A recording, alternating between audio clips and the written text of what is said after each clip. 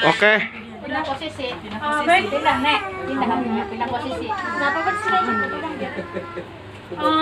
Saya ucapkan selamat datang pada ibu-ibu yang telah hadir hari ini. Terima kasih sudah mau datang. Sama-sama.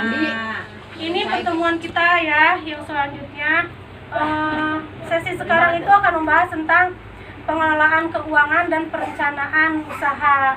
Dimana yang sesi yang saat ini kita akan bahas yaitu tentang mengelola keuangan keluarga. Saya mau tanya dulu sebelumnya, ibu-ibu pernah nggak sih mengalami masalah keuangan? Pernah deh, Ibu. Masalahnya biasanya tentang apa? Tentang pendapatan sama Pendapatan. pengeluaran. Iya. Ya, besar-besar tidak sama. Iya, jadi Tidak sesuai. tidak sesuai ya, Iya, nggak tidak seimbang sesuai, antara tidak pendapatan seimbang sama sama- pengeluaran. Iya. Iya, memang seperti itu. Dimana kita sekarang akan belajar bagaimana caranya menyeimbangkan antara pendapatan dan pengeluaran. Tapi sebelum kita belajar, saya punya yel-yel nih. Kalau misalkan saya bilang uang tidak cukup, ibu-ibu bilang ya diatur dong, gitu ya? Iya.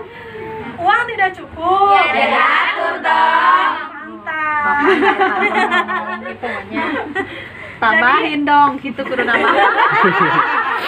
Cek bapak-bapak uang tidak cukup. Tambahin dong. Aja tambahin lagi. Jadi untuk menyeimbangkan pengeluaran dan pendapatan, kita perlu mengetahui yang mana sih yang namanya kebutuhan kita dan yang mana yang namanya keinginan. Karena keinginan dan kebutuhan itu pasti berbeda dong. Iya. Menurut ibu-ibu, keinginan dan kebutuhan itu bedanya di mana? Kalau kebutuhan mah harus aja itu mah Bu. Kebutuhan Sehari-hari. Kalau keinginan, keinginan mah bisa ditahan. kadang-kadang Jajan datang lagi. apa lihat alat-alat Itu mah lebih ke lapar mata ya. Kayak kan? mainan gitu anak-anak. Iya, bukan. ya memang seperti itu ya. Jadi yang namanya kebutuhan adalah sesuatu yang harus dipenuhi dengan segera. Karena kalau tidak dipenuhi, itu akan mempengaruhi kehidupan kita, gitu kan. Sedangkan keinginan itu segala sesuatu yang bisa ditunda sifatnya. Jadi kita harus bisa yang namanya membedakan, gitu kan, mana keinginan kita, mana kebutuhan kita. Coba sekarang saya minta ibu-ibu sebutkan kebutuhan ibu-ibu atau keinginan ibu-ibu.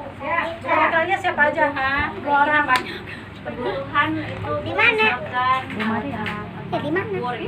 Ya di mana? sumur beras Banyak ya. Banyak. Kalau keinginan, saya ingin punya rumah Bu Singa. atau apa aja Bu kalau masalah biar nggak susah kendaraan keinginan saya mas satu keinginan contohnya pengen punya mobil aja sama aja keinginan pasar aja kita Bu mau beli misalkan sembako pas di pasar beli baju gitu Tuh kan lebih ke lapar mata kan yang kayak gitu.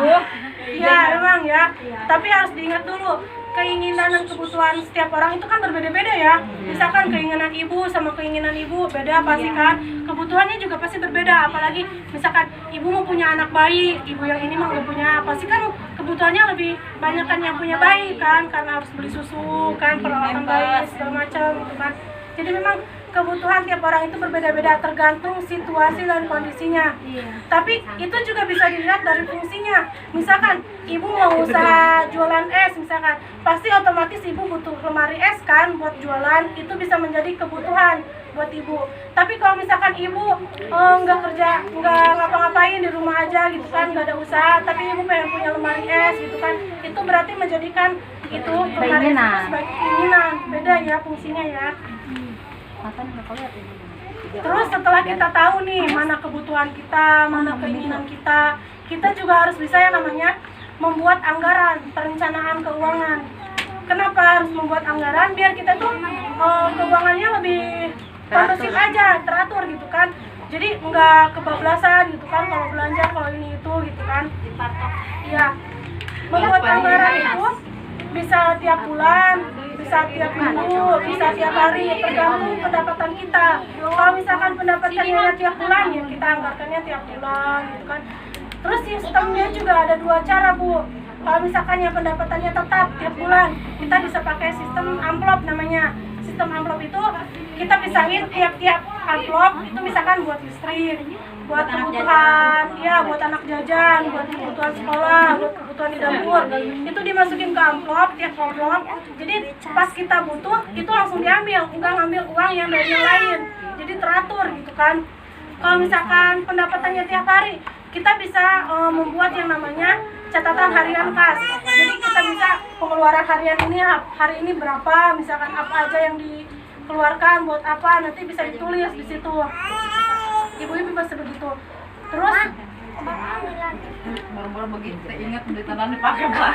iya, makanya kita belajar sekarang ya, biar nanti kedepannya lebih baik ya, lagi.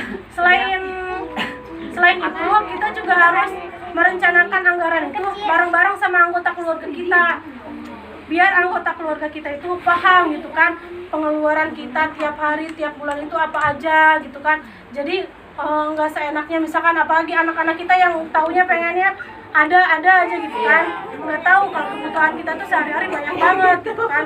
Jadi harus didiskusin mana yang harus diutamakan, mana yang bisa ditunda, atau mana yang bisa dibatalkan gitu kan, seperti itu. Yang nggak kalah penting itu yang namanya menabung, Bu. Jangan sampai kita tuh nggak punya pegangan gitu kan, soalnya tabungan itu bisa buat kita jaga-jaga gitu kan, takutnya ada hal yang mendesak gitu kan, kayak sakit atau apa gitu kan. Kita nggak usah nyari-nyari uang kesana kesini, kita punya yang namanya tabungan gitu kan, cadangan istilahnya ya, buat cadangan kita nantinya. Seperti itu.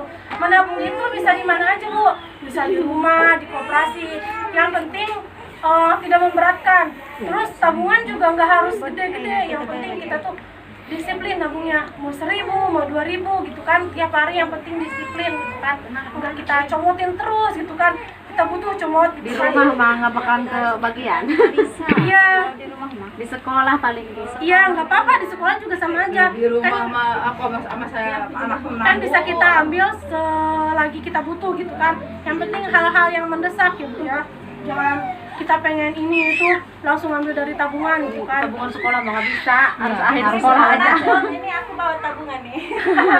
Bisa juga, Bu, tabungan itu Iya. buat cita-cita kita. Misalkan kita pengen nyekolahin anak di sekolah ini yang lebih bagus, ya kita nabung dari sekarang gitu kan. Kita pengen punya rumah, misalkan kayak Ibu Lilis, kita kan nah kita Bu Atika ya, Bu Atika. rumah saya Bu Kebakaran dulu. ya kebakaran tahun kemarin. Terus misalkan kita pengen punya motor, punya mobil, ya kita nabung juga gitu kan. Nabung itu kan nggak harus gede gitu kan. Lamanya juga ya terserah kita, segimana kita pengennya gitu kan, sampai tujuan kita tercapai gitu. Yang penting disiplin dan konsisten gitu menabung, seperti itu. Sebelum ditutup saya lihat lagi ya kayak tadi. Sini cepetan. Uang tidak cukup. Ya diatur. Nggak konsentrasi. Uang tidak cukup. Ya, Ya, gitu. Nanti ada lagi sesi yang lain, nanti kita pakai lagi yang itu ya. Sebelum ditutup, kita tepuk mantap lagi ya. Oke. Tepuk mantap. Mantap, mantap. Mantap, mantap. Mantap. Ingat ya ibu-ibu untuk mempraktekkan apa yang kita pelajari hari ini di rumah. Karena itu sangat penting, itu tujuan kita belajar setiap kali FDS buat dipelajari lagi, buat dipraktekkan buat ibu-ibu di rumah. Terima kasih, itu saja. Assalamualaikum warahmatullahi wabarakatuh. Waalaikumsalam warahmatullahi wabarakatuh.